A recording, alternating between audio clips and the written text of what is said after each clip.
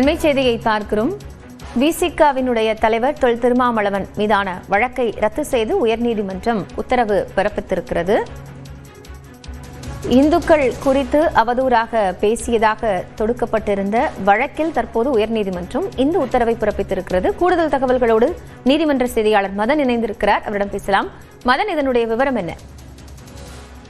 கடந்த 2019ஆம் ஆண்டு நவம்பர் மாதம் புதுச்சேரி கம்பன் கலை அரங்கத்தில் விடுதலை சிறுத்தைகள் கட்சி சார்பாக அந்த மகளிர் அணி நடத்திய ஒரு நிகழ்ச்சியில் கலந்து கொண்டே பேசிய தலைவர் திருமாவளவன் இந்துக்களுடைய உணர்வுகளை புண்படுத்தும் வகையில் வெறுப்பு கருத்துக்களை தெரிவித்ததாக இந்து முன்னணி பொதுச் செயலாளர் என் கண்ணன் என்பவர்தான் இந்த புகார் அளித்திருந்தார். இந்த புகார் அடிப்படையில் புதுச்சேரி போலீசார் திருமாவளவன் மீது வழக்கு பதிவு செய்தார்கள். புதுச்சேரி தலைமை குற்றவியல் நீதிமன்றத்தில் இந்த வழக்கு நிகழ்ந்தது. இந்த வழக்கை ரத்து செய்யக்கூடியதான் திருமாவளவன் தரப்பில் சென்னை உயர்நீதிமன்றத்தில் இந்த ஒரு மனு தாக்கல் செய்யப்பட்டது.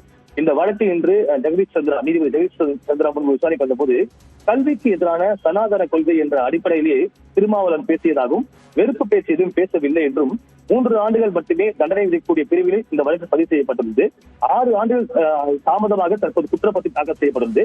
எனவே இந்த வழக்கு தொடர முறையான அனுமதி பெறவில்லை என்றும் இந்த வழக்கை ரத்து செய்ய வேண்டும் என்றும் திருமாவளவன் தரப்பிலிருந்து ஒரு வாதம் வைக்கப்பட்டது. இந்த வாதத்தை ஏற்றுக்கொண்ட நீதிபதி தற்போது திருமாவளவனுக்கு எதிரான அந்த வழக்கை தற்போது ரத்து செய்து உத்தரவு பிறப்பித்துள்ளார். நன்றி மதன், விவரங்களுக்காக.